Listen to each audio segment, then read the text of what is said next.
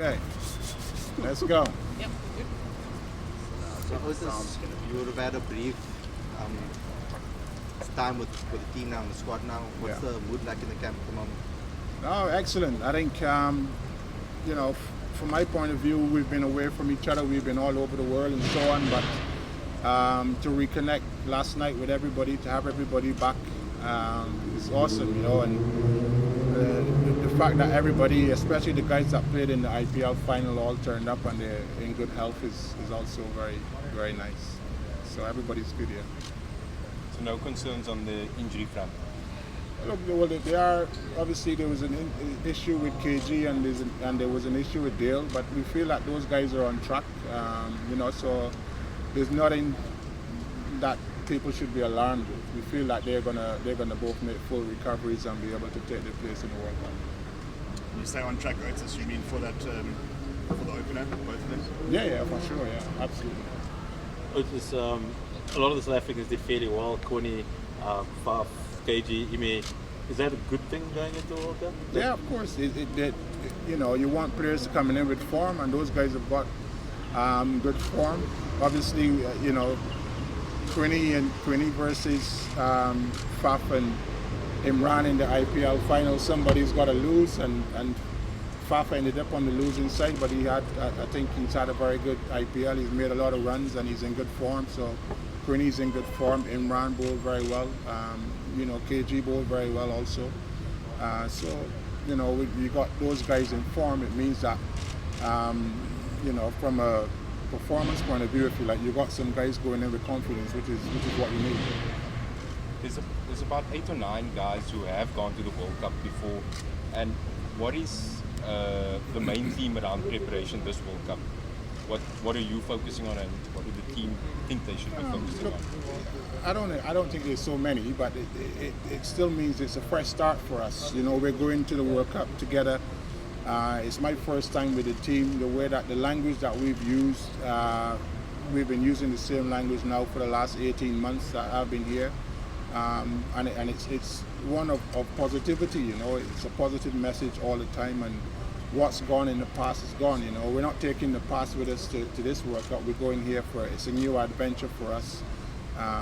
We got a couple of guys that have been to World Cups before, but we got a lot of guys that it's their first one, and we want to make it special for them. But again, we don't want to put too much emphasis or too much pressure on the fact that it's a World Cup. At the end of the day, you're playing the same cricket that you played against Sri Lanka a couple of months ago, in Pakistan before that, and so on. So we're not building it up to be anything other than what it is. It's still cricket.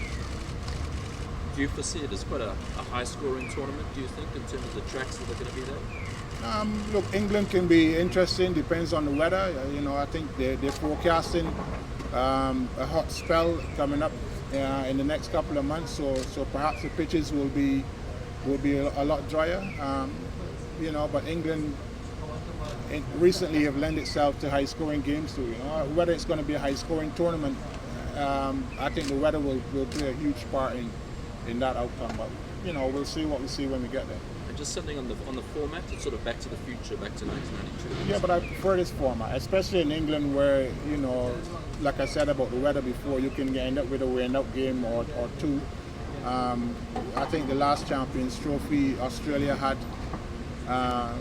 they went home early because they had a couple of rain-out games, and their last game became such an important game, and then it comes down to net run rate and having to win by this period and whatever, and they went out to the tournament before they really got going, and that can happen in England with the weather, but at the same time, the conditions will play a huge part in the outcome of the World Cup, I believe, in England. If you look at the makeup of your coaching staff, you've obviously been in the England setup. Yeah. Claude's played a lot of county cricket. Dale's played a lot of county cricket. That must be an advantage. We're not playing though, are we? Look, it's good that we've got that history. I've worked in England now. I've had 2 stints with England. I still live in England. Claude played 10 years, I think, at Leicester. Dale Benkenstein played 10 years at Durham. So, from a point of view of conditions, we can give insight and we can give information on conditions and so on. And it's good that we've got a lot of guys that have also played in England. Aiden recently has been playing in England and so on. So that gives us a real opportunity for. We've had discussions already around where Aiden led the discussion around the conditions that he's faced just now. Dean Elgar is not in our team, but he's in England, so we can lean on him for insights. Eddie Burrell, I've been talking to Eddie Burrell already about what the conditions are like and so on. So we've got enough sort of resources to give us intel, but at the end of the day, we still have to play, you know. And once we stay calm and we go and play the sort of cricket that we've been playing for the last while in one-day cricket, then we feel that we've got an opportunity to do really well. What has Yash been working on with Dale Benkenstein? Look, Hash just wanted to get away from the T20, the T20 bubble of trying to hit every ball. He felt like obviously he wasn't scoring big runs, so he felt like that was hampering his own preparation around his mindset of playing in England. He's got a very good record in playing in England before, so he wanted to get back to that. He's been working on his technical stuff with Benke around the conditions of batting in England, facing a new ball in England. He knows he's done it many times before. He knows what it's all about. So we felt it was important to give him the space to do that and so on. So there was no real dramas of sort of removing him from that T20 atmosphere where. In T20 cricket is different. You have to score. You have to score up every ball. In white ball cricket in England, or any cricket in England, batsmen that try to score off every ball often tend to give the wicket away, you know. So we've seen Hash, make huge amounts of runs before, and he's got his own way of going about it. So we felt it was important to give him the space to do that, you know, and get him away from that T20 environment. Because there's been some concerns about Chris Morris's consistency, bowling, etc. With Notia being injured, and were you were you about that? And what was the thinking behind not getting another season? Well, I think first and foremost, Norke's injury was a blow, but Chris Morris is a very good cricketer. He didn't make the initial cut, which, you could only pick 15, but he was always the sort of first reserve with regards to, and he is a good seaman. He's a quality seaman,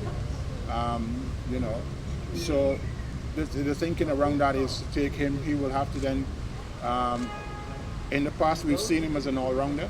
I think everybody sees him as an all-rounder, but he's also a quality seam bowler, which when the time comes we will need him to produce, and we've had some good conversations already here around him.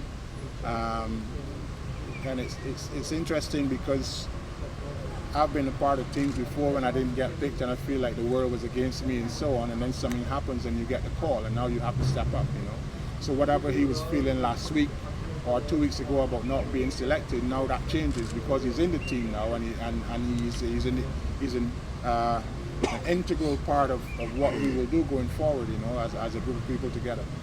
Coach, just in terms of those warm-up matches before that first match, what are you expecting from the team ahead of that opener? I think you look at Australia and you look at some other teams are playing now. In an ideal world, we'd like to be perhaps playing some games now. We got 3 days in Pretoria where we're going to do some cricket-specific stuff and so on. And then when we get to England, those 2 games give us our only sort of match preparation, if you like, going into the World Cup. So we'll have to use them to try and get a lot of guys up to speed. Some of the guys just come out of T20 last week, so on Rassi and those guys that were playing in the T20 last week. But again, the sort of how we want to play 50 over cricket, those 2 games become very important for somebody like Hash, for instance, who hasn't played for a while. Those games become very important, So we'll be taking those games very seriously, and the World Cup then becomes not just an 11-game tournament in that sense, but add 2 more games, 13 games in all is how we're going to see our World Cup journey. Coach, you touched on Aiden playing in England. He did quite well there. Yeah. Were you thinking of batting, realizing the round robin, it can be dynamic, things can change, but for England, are you thinking middle order or opening batsman for him? we've got a number of guys that can bat in various different positions, and we haven't sat down and said where everybody's going to bat yet. But Aiden is a top 3 player, so I'm sure if he plays, he'll play somewhere in the top 3. Or he can bat in. He proved at the Titans that he can bat in the middle overs as well. And it's good to have somebody like that with that sort of dynamic sort of asset to the game. We can play him. If Hash opens the batting, we can play him in the middle order. We can play him at the top, and it gives us a lot of options going forward. Which is, I think, when we sat down and picked the team with the selectors, one of the things that I felt was important for playing in England is options, having those options, and he gives us a fantastic option that he can bat anywhere from 1 to number 5 or 6.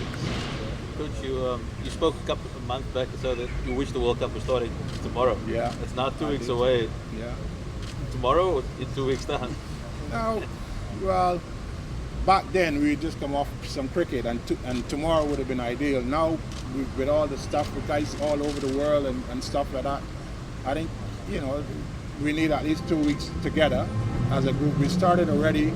The one thing about this group that I really enjoy is that when we come together, we really come together, and everybody, there was all sort of romancing and hugging and people connecting with each other going on upstairs last night, because that was the first time that we all got together. We waited for the IPL guys to get off the plane about 4 o'clock yesterday and whatever, and we had a nice little session up there. We went for a team meal last night and got together and started our conversations around how we're going to approach the World Cup journey and stuff like that. But I think now that we know that we got 2 weeks to build up and get ourselves ready for the challenge. Look, of course it's a challenge, but it's also going to be exciting, to be involved in the World Cup. Whether you're an older player like Hashim, and I know JP's already said this is going to be his last. So for them, it means one thing. For a young guy like Aiden or Rabada that's making their first appearance at a World Cup, then it means something else, and it's going to be special, and we need to make it special for every person, the journey throughout the whole World Cup. Everybody's got an opportunity to make it special for the guy next to him, and we're going to play some cricket. We're going to have some fun as well, and enjoy the journey for sure. She said you hadn't necessarily settled on that batting order just yet. Do those 2 warm-up games then directly shape what that order looks like for the German opener? A little bit, but not.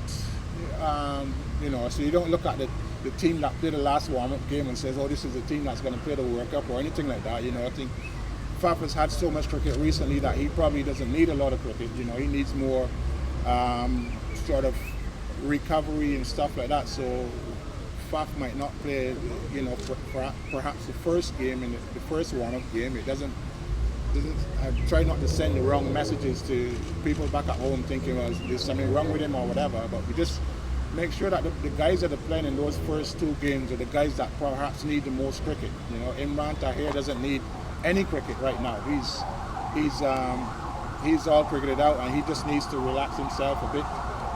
But we know when the first games start, it's fair to say that he'll most likely be involved in it. It's like England is playing at the moment. Have you sort of been keeping an eye on them for the first game? And what do you think of Jofra Archer, who they all seem to be very excited about him at the moment? Yeah, look, England, they're the favourites, aren't they? Everybody's talking about them as favourites. I recall some time ago Jimmy Anderson saying they'll have to do something terrible not to win the World Cup, which is good for them, obviously. And they're still playing well. They've got a good thing going. Jofra Archer will add some spice to their attack, no doubt. I can't see how they're not going to pick him, to be honest. Which is obviously good for him. He's a guy from my hometown of Barbados, so I'll be very pleased to see him, putting on an England shirt and playing in the World Cup. But we're looking forward to that game. I think for us to play the number 1 team in the world, the favourites in the tournament, in their own country as well in the first game is great for us, because it gives us a feeling of where we are as a team. We got nothing to lose, really. If we have a good outcome, I guess it puts pressure on them for the rest of the tournament, and we can relax a little bit perhaps. But you know, we know what we're up against. We know how we've spoken already about how we're going to approach that game. You know, we're not the favorites anymore. Normally we've gone out the favorites, and it's not gone so well. So we're happy to be trying to fly a little bit under the radar and just produce our best on the pitch. Otis, have you spoken about 1999, that ghost of No. the run out? People may be bringing that up again, and once you guys get over there. You mean the thing that you just brought up? Yes. We haven't spoken about that. I think, look, from what I've seen, every year one of you bring it up. So, and I was hoping that nobody brought it up this year until you brought it up. But we've had discussions around everything, and that's one of the things that we've spoken about. And then we've decided that we're not going to speak about it. You know, so when you ask about it, then I don't know what it'll be. From me, it might be a no comment. I've never been in a team that's happened to before. We've always gone out and played, and one team has to win and one team has to lose, and then depends on how you guys how you write about the loss, you know, and often you write the same thing about the loss every time we lose. When we win, you don't say anything, but when we lose, when we win off the last ball, you don't say anything about the opposition, but when we lose off the last ball, then it's that thing happens. But we've decided that that's something that we've spoken about as a team, and I can tell you now the decision from us is that we're not going to talk about that. So therefore, I would like that you don't ask any questions about that. There's 7 or 8 youngsters there that have never been in that situation before. So why ask them questions about it? You know. In terms of the timeline, the prep we've had ahead of the tournament, with 2 weeks to go, a week on camp and then departure, are you happy with that amount of time? Would you have wanted more time with the team all together? In an ideal world, we would have wanted more. We tried to get more, but it wasn't possible. So we have to work with what we have, really. You know, but in an ideal world, we would have had more time. Coach, you spoke about how special a World Cup is. Have you spoken to Andy from Turkey? Yeah, for sure. I spoke to him last week, and look, he's obviously devastated, you know. But the World Cup is 8 weeks. The tournament from now till the end of the World Cup is 8 weeks. I'm told by the medics that his injury, you know, 4 to 6 weeks. So he will now. So he was in the squad. Morris was on standby. Morris has now gone into the squad, and therefore he now goes on standby. If something happens at the back end of the tournament, then we still have an opportunity, perhaps, if the healing in his thumb is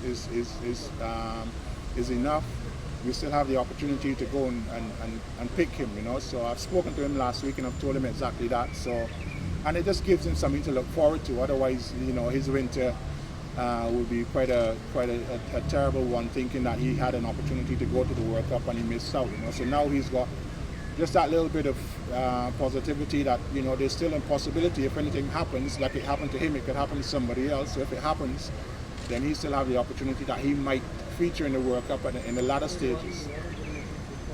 Yeah? Thank you. Okay.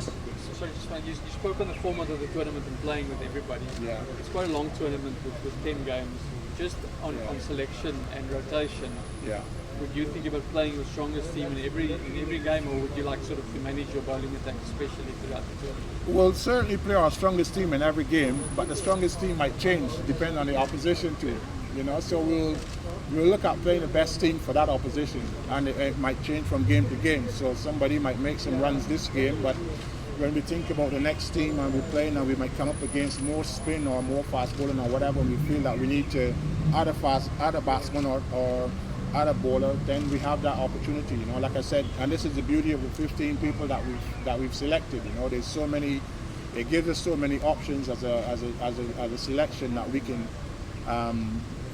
can interchange people and we can put people in different positions and so on, and that's fantastic for us going into a 10-game World Cup where anything can happen and where conditions, weather conditions especially, will dictate a lot, I think, of how the tournament is played as well. Okay. Thanks.